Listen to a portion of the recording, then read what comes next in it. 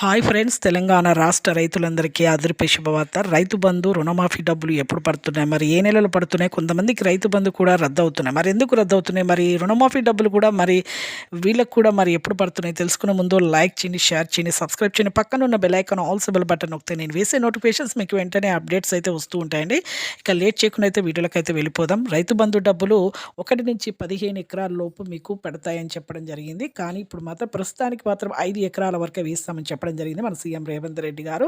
ఇప్పుడు 4 ఎకరాల వరకు కూడా పడ్డాయి. అలాగే కొంతమందికి భూమి సాగు చేయకపోవడం వల్ల ప్రతి ఒక్కరు బీడు భూములు రియల్ ఎస్టేట్ వ్యాపారం విదేశాలకు వెళ్ళడం ఇలా బటాయికి ఇవ్వడం వల్ల వాళ్ళకు కూడా రద్దు అవుతున్నాయి.